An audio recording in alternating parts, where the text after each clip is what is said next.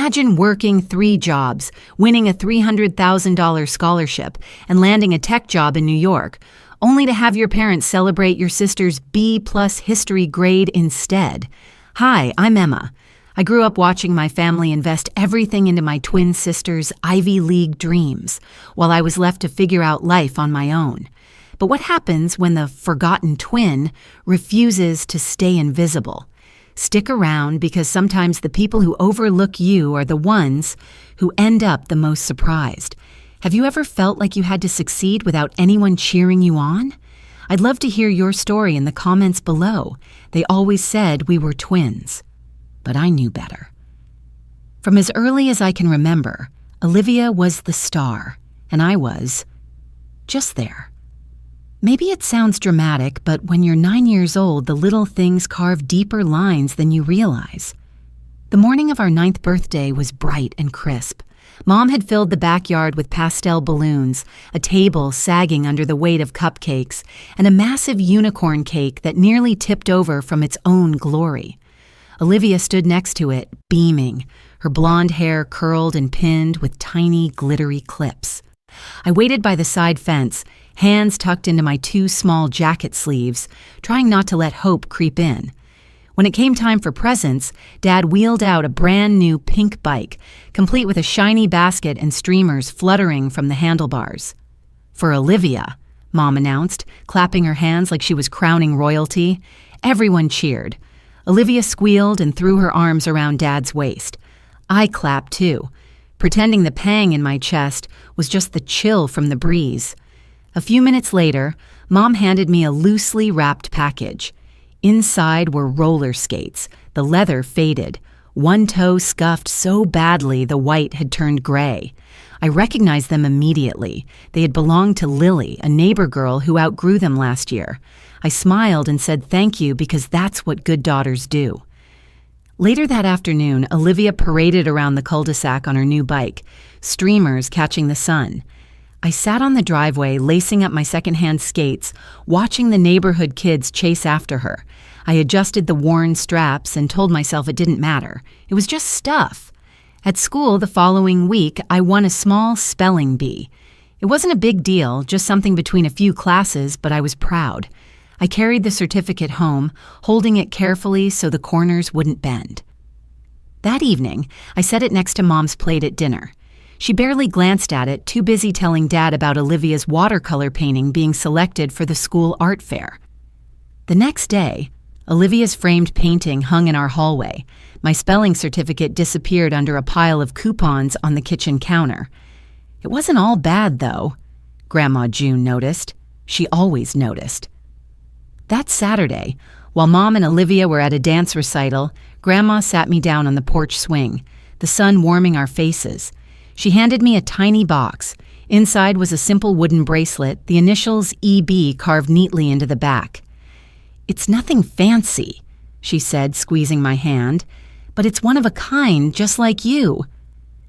I didn't say anything. I just fastened the bracelet around my wrist and held on to that moment as tight as I could. It felt good to be seen, even just once. A few weeks later, Olivia and I were playing in the backyard. She was on her new bike, weaving in and out of the trees like a butterfly. I, ever the dreamer, decided I could climb the big apple tree near the fence. I made it halfway up before a branch snapped under me, sending me tumbling into the cold, hard earth below. Dirt filled my mouth, my palms scraped raw. I blinked up at the sky, waiting for someone to come running. Dad looked out from the kitchen window. Our eyes met for a brief moment before he turned back to his sandwich. A few minutes later, he wandered outside, holding a Band-Aid between 2 fingers like a truce offering. "You're tough," he said, patting my head once. "Walk it off." No hug, no whispered words, just a scratchy Band-Aid and a shrug. That night, I curled up under my thin quilt, the bracelet from Grandma pressing into my wrist. Olivia was already asleep, her new bike parked carefully in the garage, a symbol of everything she received without asking. I stared at the ceiling fan spinning slowly above me and felt something settle in my chest.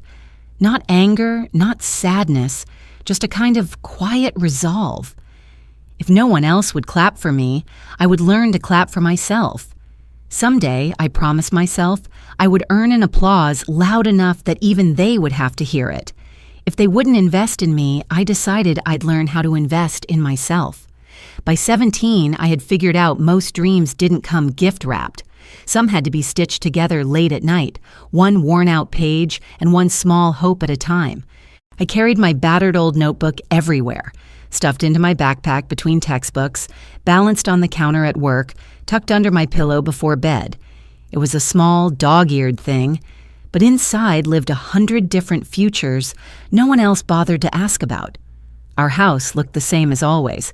The beige walls, the smell of lemon polish, the family portraits lining the hallway, Olivia beaming front and center in every frame, me standing politely beside her.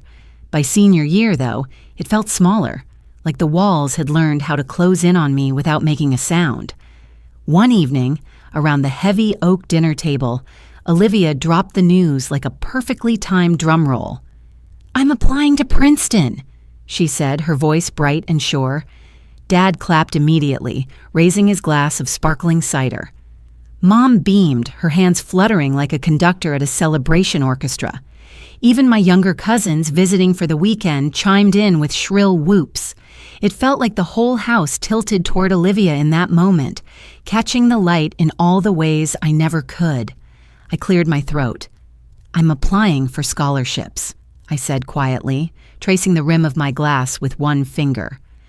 Mom glanced at me, smiling the kind of smile you give a child who insists on building a rocket ship out of cardboard boxes. "You'll land somewhere, honey," she said, already turning back to Olivia. "But Princeton, now that's something to be proud of." I nodded, setting my glass down carefully so it wouldn't make a sound. After dinner, while Olivia FaceTimed her friends about dorm shopping and Ivy League dreams, I retreated to my room. My desk sagged under stacks of college applications, financial aid forms, and thick vocabulary flashcards. I pulled out my notebook, flipping past pages of job listings, scholarship deadlines, and hastily sketched skylines. Tapping a cheap blue pen against my chin, I opened a blank page and scribbled a single word at the top. Plan A, me. The days blurred into a rhythm most people would have found unbearable. Up at 6, SAT prep classes at 7, regular school until 3, then my part-time shift at Parker's bookstore downtown. The shop smelled of old paper and faint coffee, a comforting kind of loneliness. Most nights after closing, I sat on the worn couch near the magazine rack, applying for every scholarship I could find. Merit-based, need-based, obscure essay contests about why moss grows on the north side of trees. Anything that might get me a foot in the door. Sometimes I ate instant noodles straight from the cup, too tired to boil water properly. I flipped through college brochures with bright-eyed students smiling up at me, wondering if they ever had to choose between dinner and a $50 application fee. I worked hard, not because anyone was watching, but because I believed somewhere deep down that effort still meant something, even if it went unnoticed. On weekends, when Olivia went dress shopping for prom or visited campus tour events with Mom and Dad, I stayed home and built a vision board. I cut out pictures from old magazines, city skylines, women in suits laughing around conference tables, sleek laptops, shiny subway trains, crisscrossing under skyscrapers. I taped them onto a foam board and propped it against my desk, a small monument to dreams I refused to let go of. One rainy afternoon in March, as thunder grumbled low outside, I opened my email to find a message titled, "Scholarship Decision Update." My heart jumped into my throat, fingers trembling. I clicked. "Dear Emma, thank you for your application. Unfortunately..." The rest of the words blurred together. I sat back, letting the rejection settle into my bones. Another number, another door politely closing. Downstairs, I heard laughter float up from the kitchen. Dad was saying something about opening a college fund for Olivia, how they'd been saving for years but wanted to make sure she had everything she needed. Mom chimed in about flights to New Jersey, campus apartments, weekend visits. No one mentioned me. No one asked where I would go or how I would get there. I stood quietly staring at my vision board. In one corner, I had taped a small note to myself, "Dream big. Family will help." I peeled it off slowly, crumpled it in my fist. Then, grabbing a fresh marker, I scrawled across the top in bold letters, Plan A, me. Because if there was one thing life had taught me by now, it was this. Sometimes you have to be your own rescue plan. The road wasn't paved for me, so I decided to carve one through the cracks. When I first set foot on the University of Southern California campus, it felt like standing at the bottom of a skyscraper, craning my neck to see the top. The buildings gleamed in the Los Angeles sun, students buzzed by in clusters with lattes and MacBooks tucked under their arms, and somewhere deep down, I knew. Nobody here was going to wait for me to catch up. Dorm life was cramped, loud, and smelled faintly of instant noodles and dry shampoo. My new roommate, Aaliyah, was nice enough, but she was rarely around. Between cheerleading practices, study groups, and weekend trips to Venice Beach, she seemed to glide effortlessly through freshman year. I, on the other hand, built my days like a quilt, stitching together shifts, classes, and side hustles to make ends meet. I worked the night shift at the campus library, shelving books and wiping down dusty tables while the world slept. In the mornings, I logged into online tutoring platforms, helping high schoolers wrangle algebra problems and SAT essays. On weekends, I squeezed in coding boot camps, cheap, fast-paced classes crammed into tiny rented rooms above coffee shops downtown. I kept a small journal tucked inside my backpack, a habit from high school I refused to let go of. Between shifts, I scribbled app ideas, things that could make life easier, smarter, a little less heavy for people like me. Some nights, when the library was empty and the only sounds were the whirring of the janitor's floor polisher, I allowed myself to dream, just a little. Meanwhile, Olivia's life unfolded in curated, sparkling snapshots on social media, campus galas, study abroad trips to Paris, a new internship at a private equity firm. She smiled in every photo, hair glossy under golden lights. I scrolled quietly, not bitter, not envious, just distant. We lived in different worlds now, and maybe we always had. Money was a tightrope walk. I bought secondhand textbooks whenever I could, combing through dog-eared pages and faded highlighter streaks. Meals were usually ramen, occasionally splurging on the cafeteria salad bar if tutoring gigs had been good that week. There was no extra for spring break trips or Friday night pizzas. And yet, in a strange way, I didn't feel poor. I felt resourceful. One late night in October, after a marathon of tutoring sessions, I found myself sitting at the back corner of the library, laptop humming softly, when I stumbled across a website for the Future Tech Scholars Grant. My eyes widened. The grand prize? $300,000, open to STEM majors who showed innovation, resilience, and leadership. I sat there, blinking at the screen, my heart hammering against my ribs. $300,000, enough to wipe out tuition, housing, textbooks, enough to buy back hours of sleep, to stop worrying if I had enough quarters for the laundry machines, enough to change everything. The application deadline was brutal, just 4 weeks away, and the requirements read like a checklist designed to crush your soul. Essay questions about leadership, letters of recommendation, a full portfolio submission of any projects or innovations. I closed my laptop, sat still for a moment, and then smiled to myself.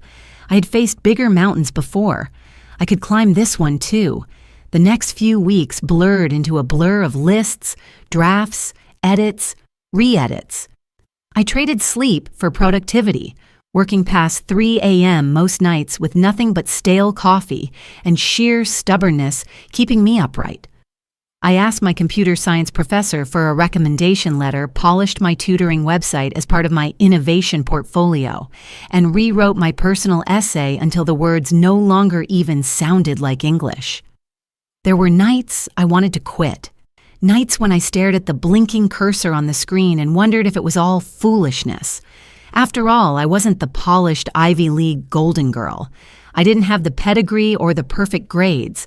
I had part-time jobs and thrift store sneakers. But then I remembered my battered journal, the small dreams sketched in quiet corners, the vision board that no one ever saw.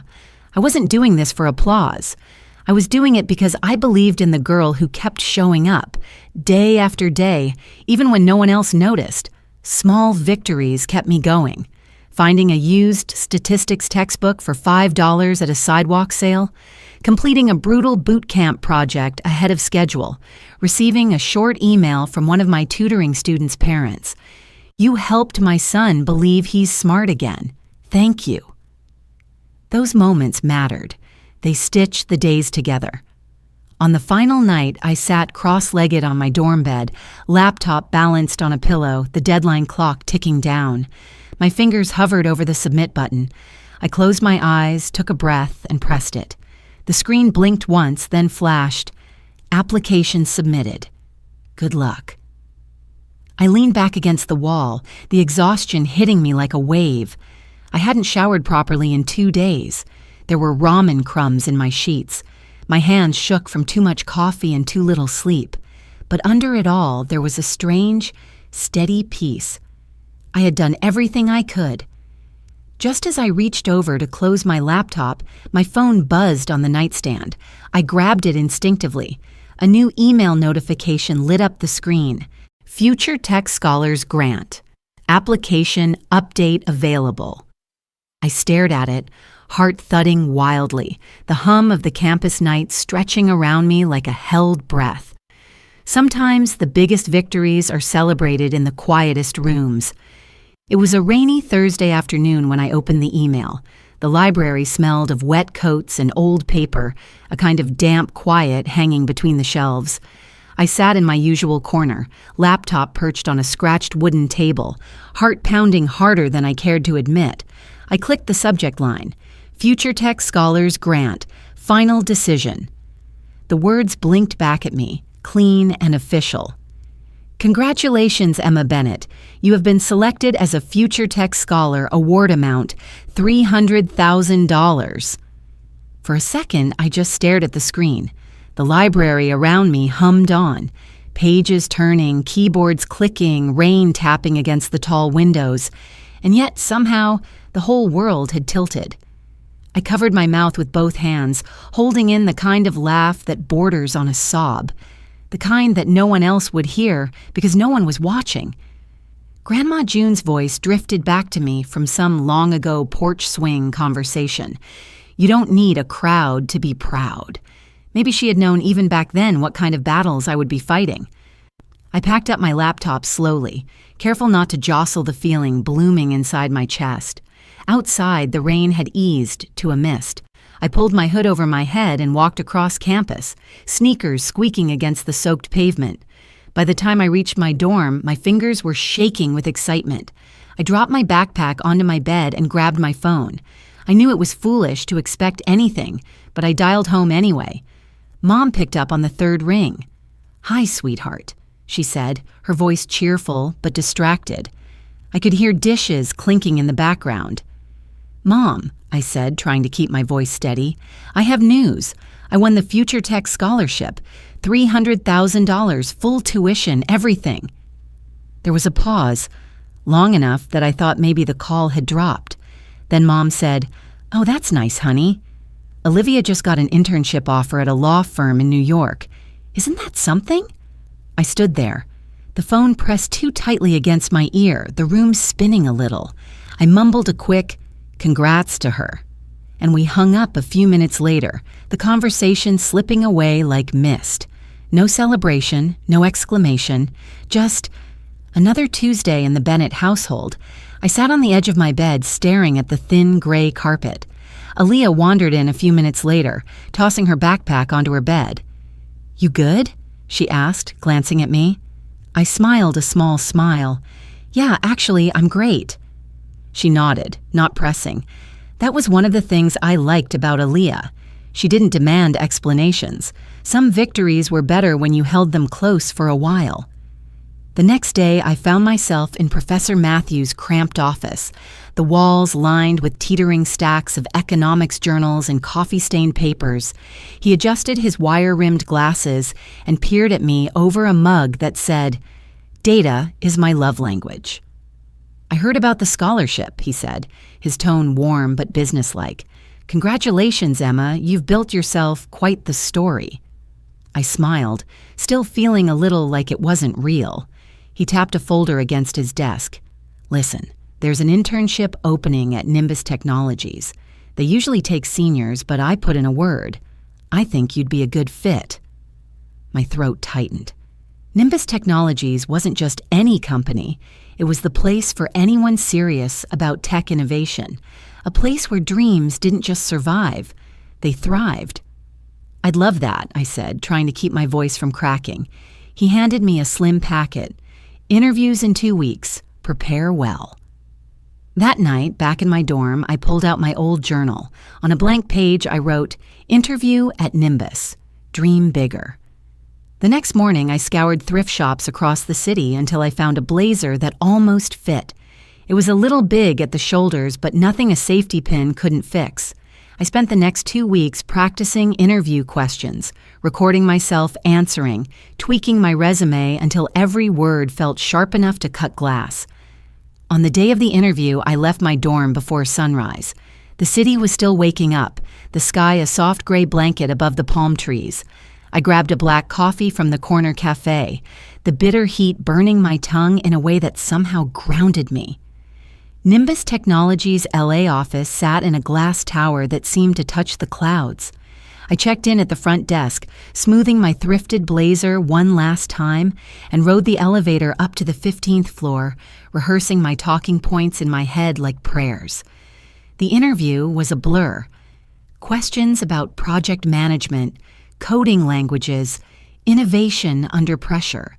I answered as best I could, leaning on the long nights, the ramen dinners, the quiet victories no one else had clapped for. When it was over, they shook my hand politely and told me they would be in touch. I nodded, smiled, and walked back out into the cold morning air. 3 days later, I was sitting on the library steps, the late afternoon sun warming my knees, when my phone buzzed again. "Congratulations, Emma. We'd like to offer you a summer internship at Nimbus Technologies." I stared at the message, the world tilting once more under my feet. This time, there was no one to call, no crowd, no fireworks, just me. I stood up, tucking the phone into my pocket, and walked across campus. The breeze carried the scent of fresh-cut grass and distant ocean salt. I headed up the stairs to my dorm, taking them 2 at a time, my heart too full for words. That night, after everyone had gone to sleep, I sat by my window. The city skyline blinked back at me, 1,000 tiny lights stitching the horizon. I leaned my forehead against the cool glass, feeling both victorious and heartbreakingly alone. If no one believed in me, I'd believe enough for all of us. The first time I stepped through the glass doors of Nimbus Technologies' Manhattan headquarters, I tightened the wooden bracelet around my wrist. It had grown worn and faded over the years, but it still fit, still whispered the same old promise. You're one of a kind. The lobby gleamed with polished marble floors and soft yellow lights that made everyone look 10% more important. Sharp-dressed interns buzzed past with ID badges swinging from their necks, heads bent over their phones, coffees balanced precariously in one hand. It was a different world, fast and hungry, and I had just barely elbowed my way into it. The first few weeks were rough, really rough. The deadlines felt impossible. Coding marathons stretched into the early hours of the morning.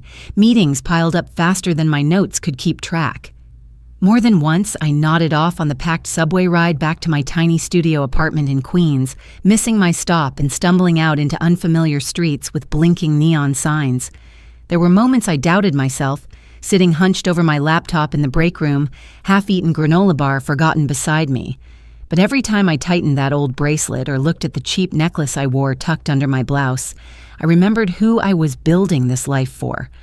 Slowly, things started to shift. I learned how to anticipate my supervisor's questions before they asked them. I stayed late, cleaned up messy code no one else wanted to touch, volunteered for projects that made others groan. I wasn't flashy. I wasn't the loudest voice in the room, But when the big product demo rolled around in September, Ms. Rivera, the team lead, pulled me aside.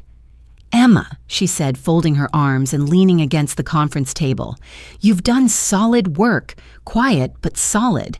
We need someone steady for this demo. Can I count on you?" I straightened my shoulders. "Yes, ma'am, you can." The day of the demo, I wore my best outfit, a crisp white blouse and black slacks I'd found on clearance during Labor Day sales. My heart thudded painfully as I connected my laptop to the big screen, the company's VP watching from the front row. But when I spoke, when I walked through our project's design and functionality, something inside me settled. I knew this material, I knew this work, and for the first time in a long time, I didn't feel like I was pretending to belong. After the presentation, Ms. Rivera gave me a rare smile and a nod of approval. "You've got something," she said simply. 2 weeks later, I received the email offering me a full-time position, starting salary $120,000 plus stock options. I sat in the corner of my studio apartment that night, the city's muffled hum seeping through the cracked window. The apartment wasn't much, a tiny kitchen crammed against one wall, a twin bed shoved into another corner, a desk with a missing drawer. The floors creaked, the paint peeled, the heater wheezed like an asthmatic dragon, but it was mine. With my first paycheck, I walked into a small jewelry store near Bryant Park. The cases gleamed with polished silver and gold. I ignored the fancy diamond rings and velvet-lined displays and headed straight for the back, where a simple silver necklace caught my eye. It wasn't flashy, just a thin chain with a tiny charm, a small open circle. No beginning, no end. I bought it without hesitation, tucking the little box into my coat pocket like a secret. That night, I looped it around my neck, the charm resting against my collarbone, cool and steady. A medal just for me. The following Friday, I celebrated with a pizza night on FaceTime.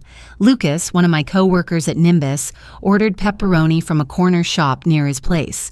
Aaliyah joined from the West Coast, swinging a greasy slice at the screen and teasing me about being a big-shot tech girl now. We laughed until our faces hurt, trading terrible jokes and worse stories about first jobs and awkward office moments. For a little while, the distance between Queens and California didn't feel quite so big. After we hung up, I sat cross-legged on my bed, scrolling through my phone, still smiling. And then I saw it. An Instagram post from back home.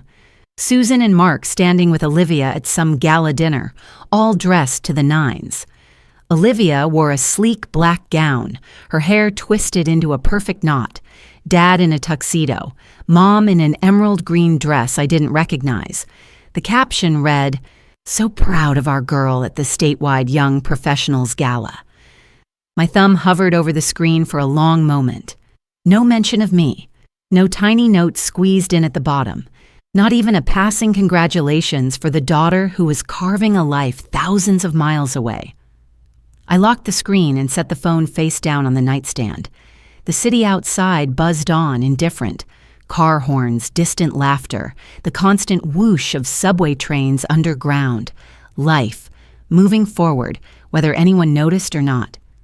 I lay back against my pillow, the silver necklace cool against my skin, and closed my eyes. Maybe they wouldn't celebrate me. Maybe they never would. But I had learned something far more important. I didn't need permission to be proud. Sometimes you have to stop knocking on locked doors and build your own home. The city was already wearing its winter coat by the time Thanksgiving rolled around. The air tasted of chimney smoke and roasted chestnuts, and every street corner seemed to hum with the low, electric buzz of the season. Lucas lived in a walk-up near Astoria, a place with slanted floors and a front door that always stuck in the cold. He decided to host a Friendsgiving, promising everyone cheap wine, homemade stuffing, and a playlist that would make even the grumpiest New Yorker tap their foot. I showed up with 2 pies tucked under my arm and a folding chair borrowed from my apartment. Inside, the living room buzzed with the laughter of friends from work, neighbors from down the hall, and a couple of stray dogs that had somehow become part of the scene. The kitchen counters overflowed with mismatched dishes, mashed potatoes next to spring rolls, mac and cheese beside empanadas. It wasn't polished, it wasn't perfect, but it was warm. Real. Lucas handed me a chipped mug filled with something spicy and steaming. "Cheers," he said, grinning. "To making it," I replied, clinking mugs. Later, as we passed around 2 dry turkey and told stories that got bigger and more ridiculous with every retelling, my phone buzzed on the arm of the couch. Mom. I stepped out onto the narrow balcony, the night air biting at my cheeks. I answered. "Hey, sweetheart," Mom said. Her voice was bright, brisk, the way you talk to someone when you're folding laundry with one hand. "Just checking in. Is work still good? Olivia's thinking about graduate school now. Big changes coming." I leaned against the cold railing, looking out over the city lights blinking against the river. "Yeah," I said, my voice soft but steady. "Work's good. I'm good." We chatted for another minute or two, trading safe, shallow updates. She didn't ask about the job offer I had accepted last week. She didn't mention the apartment I was saving to buy. She didn't know about the small, quiet life I was building with my own 2 hands. And for the first time, it didn't hurt the way it used to. After we hung up, I slipped my phone back into my pocket and rejoined the chaos inside, where laughter spilled into the hallway like warm syrup. Christmas crept in under a blanket of early snow. I bought my first real tree from a sidewalk vendor 2 blocks from my building.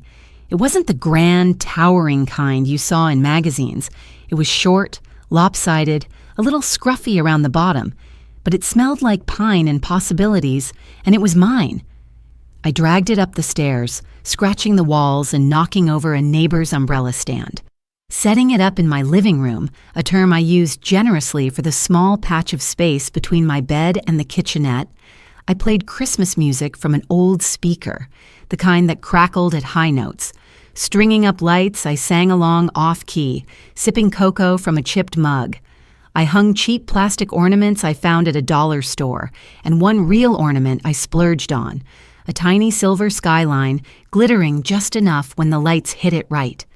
As I worked, I thought about my old teenage vision board, the city skylines, the dream of independence, the belief that somehow, someday, I could build something of my own. Looking around the room, I realized something simple and profound. I wasn't missing anything. I had a messy, beautiful life stitched together from late nights and early mornings, cheap takeout dinners and laughter with friends who knew the weight I carried without asking. I didn't have a framed degree hanging in my parents' living room. I didn't have a proud parent bumper sticker, but I had built something stronger than approval. I had built a life. Later that night, I stepped out onto my tiny balcony, pulling my coat tighter around me. The snowfall was light but steady, softening the hard edges of the city below. I tilted my face up to the sky, feeling the cold sting against my cheeks, and whispered into the night. "Thank you, me. We made it." The snow kept falling, covering the world in a hush, and somewhere deep inside, I felt a warmth that no applause could ever match. Standing under the snowfall that night, I realized I wasn't waiting at locked doors anymore. I'd built a home inside myself, brick by small brick, with dreams no one else needed to see. Sometimes, the deepest kind of family isn't the one we're born into, but the one we choose through kindness, resilience, and love. Life may not always unfold the way we hoped, but even on the quietest roads, we can still find joy if we keep walking. If this story touched a piece of your heart, I'd love to hear your thoughts or memories about the family you've built along the way.